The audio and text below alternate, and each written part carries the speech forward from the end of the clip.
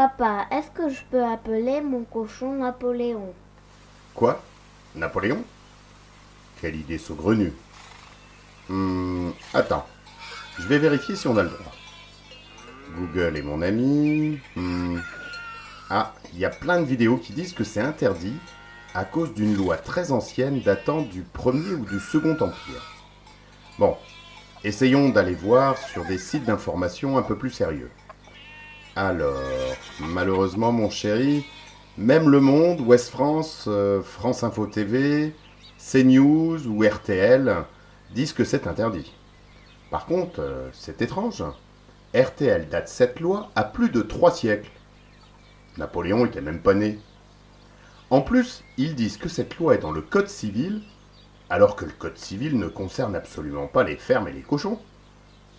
Attends, on va aller voir des gens vraiment sérieux, les historiens. Tiens donc, voilà un article de Sophie Muffat qui semble intéressant. Elle raconte qu'une pétition a même été lancée en 2013 pour annuler cette loi stupide. Pétition qui a rassemblé 25 signatures. Elle a consulté tous les bulletins de loi du consulat et du Premier Empire. Rien. 29 volumes et aucune trace. Elle a même lu celui qui couvre la période des 100 jours. Rien, que chi, nada. Cette loi, en fait, n'existe pas. Alors pourquoi cette légende existe-t-elle? En fait, tout est la faute de George Orwell, qui publie Animal Farm en 1945. Dans ce roman, les animaux se révoltent contre leur maître, prennent le pouvoir, chassent les hommes et vivent en autarcie.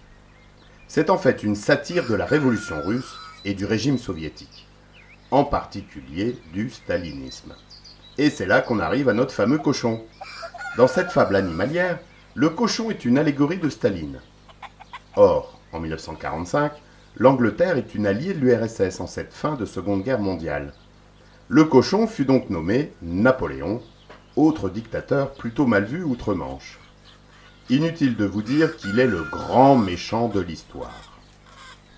La première édition française, chez Pathé, date de 1947. L'éditeur refuse catégoriquement que le cochon s'appelle Napoléon. Même chose pour Gallimard, qui sera ensuite l'éditeur du livre. On lui préférera le nom de César. Il faudra attendre l'édition de 1981 pour que le cochon s'appelle enfin Napoléon. Cette loi très ancienne n'est donc en fait qu'un veto d'éditeur.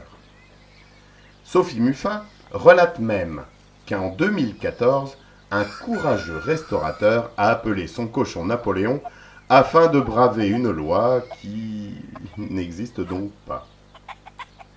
Donc, mon fils, oui, rien ne t'interdit d'appeler ton cochon Napoléon. Mais bon, franchement, c'est pas terrible comme nom, hein. Tu pourrais pas lui trouver un autre nom? Alors, je peux l'appeler Macron? Oula, tu vas avoir des problèmes, toi. Enfin bon, de toute façon, on n'a pas de cochon.